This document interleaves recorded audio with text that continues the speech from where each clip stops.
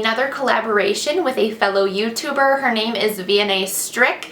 I'm going to link her video and channel at the end of my tutorial. We both wanted to bring you a fall look using the Anastasia Beverly Hills Modern Renaissance palette and try to come up with some inspiration to do a fall look with this palette. There's definitely some really good fall tones in here, but overall I look at this a little bit more as like a summer palette, so I was a little bit stumped. And then totally unrelated, one of you guys, Celia Willia, I hope I'm saying that right, she sent me this photo. This is Robena, but I was like, that's really beautiful, and I was like, please tell me, because it was Anastasia Beverly Hills that she got it from. I was like, please tell me that this girl used the Modern Renaissance palette, because that would be perfect. And she did. So I thought, perfect, I'll recreate this look and also tie in using the Modern Renaissance palette alongside V&A, whose tutorial I will again link at the end of the video. Anyways, let's get right on into the tutorial. If you are not subscribed already, please do so. That way you can stay up to date on all my upcoming videos. Yeah, guys, let's just get right on into the tutorial. First, I'm going to start with the eyes. So I'm using the Tarte Shape Tape. I have the shade Light Sand, and I'm using this to prime my eyes, cancel out any redness, and basically just get our eyes ready for eyeshadow. You see me here blending this in with my sponge, and then I will also take a little bit more on a brush and kind of underline my brows. I already did fill in my brows. I have a whole tutorial on how I do my brows, but you just see me here really defining them. I've liked doing this lately. I think it just makes the look a little bit more structured. And then I take a loose powder and just brush that all over the lids so that when we go in with the eyeshadow, it doesn't stick. So there you see a close-up of the eye look that I'm going to be recreating with the Modern Renaissance palette. The first shade I'm going to use is Warm Taupe. This is just a nice transition shade, and I'm blending that in with a Real Techniques brush. This is a eyeshadow brush that comes in a really nice duo. I love the brushes. And then I'm taking the shade Tempera, and I'm basically highlighting my brow bone. And the reason I'm doing this early is just so that I stay low with my crease shades. I want to kind of create a barrier there so that I don't go up too high. You now see me blending in the shade Real Gar into the crease. It's a really burnt orange kind of color, and I'm just basically defining the crease, going over that transition shade, but also bringing it a little bit down to the lid, staying a little bit lower. I want this to be a really nice ombre effect above that cut crease, so I'm making sure that I'm blending everything really nicely and also taking it quite far into almost close to the tear duct. And then I'm taking the shade Golden Ochre on the edges to really blow everything out. Again, give it that ombre effect, that gradient. Next, you'll see me take the shade Cypress Umber, which is the deep brown shade in the palette, and I'm being very careful with this shade. I'm just patting it on the places I want it to go, and then I'll wiggle the brush slightly and blend it out. But these shadows, a lot like the Subculture palette, at least mine, do have a lot of fallout, so especially the really darker ones. So you want to just make sure you're careful. You want to be very precise with where you're placing the majority of the powder, and then you can blend. You don't want to just start blending right away because it'll be a mess. So you see me here placing it on the outside corner of my eye, kind of like the outer V, slightly into the crease and slightly onto the lid. Now I'm going in for the cut crease. So I'm using the Tarte Shape Tape again and just a small definer brush.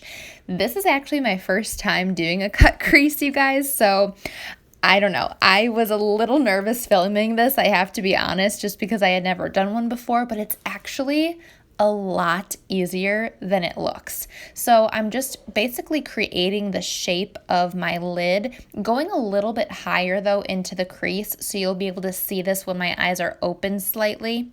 Then I'm taking this light shade Vermeer, it's a shimmery shade, and I'm placing that all over where we did the Tarte Shape Tape, and then basically just defining that line with it, going right over it a little bit on top of the crease shade.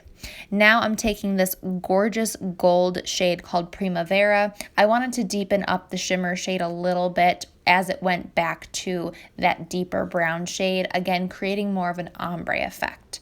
Next, I'm going to go into that brown shade again called Cypress Umber and really blend that out. You want this part of the lid to be blended. Again, that ombre effect, that gradient, you don't want a sharp edge here. So I'm just going over, wiggling the brush over that line that I created so it looks a little more seamless.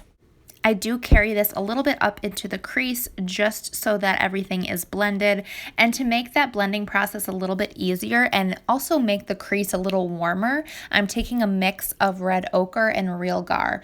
I noticed that the picture I was going off of, the crease was a little bit warmer, so I added that, and I'm giving myself a pat on the back for that first cut crease attempt ever.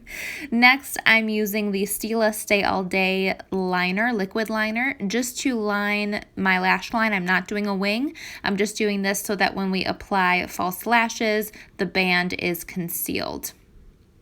I did want to take that brown shade on an eyeliner brush and just stamp that on the outer portion. I wanted to connect that liner to the deep brown outer area. Next, for lashes, I'm using these Eylure lashes. They're number 126. I'm obsessed. Love them. Then I'm going to prime my face using the Bare Minerals Prime Time Primer.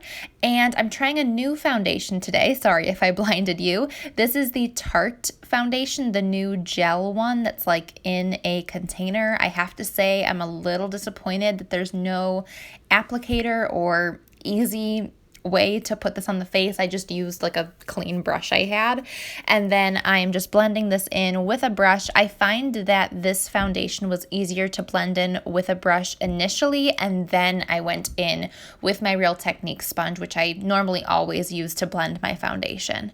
Then for concealer, I'm using the Tarte Shape Tape. Man, the Tarte Shape Tape's really getting a lot of action in this video.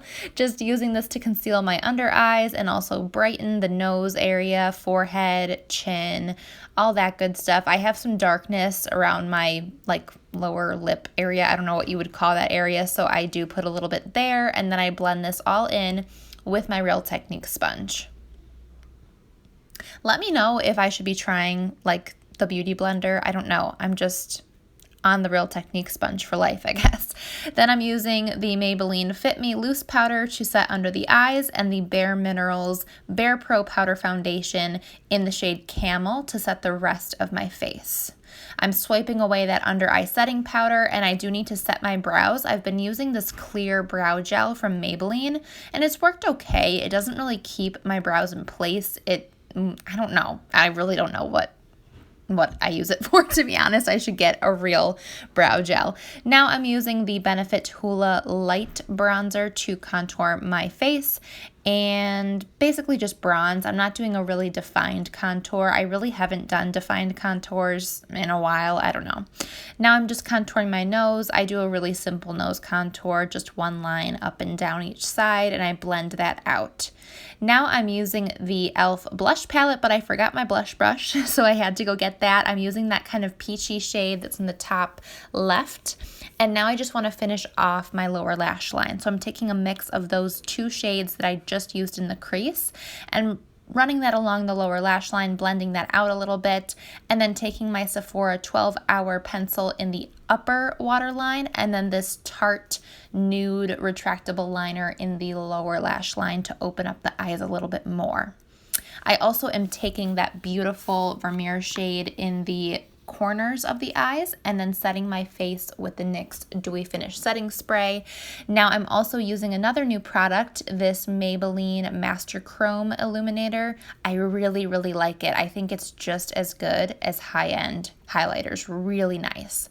Next, taking the Maybelline Great Lash Mascara on my lower lash line, and then we're on to lips. I'm using the NYX lip liner in the shade Mauve, and then I am taking a Tarteist Matte Lip Paint in the shade Obsessed. I Love this shade. I had to find a shade that was similar to the one in the picture, and this is the closest one I could find, and I really liked the formula.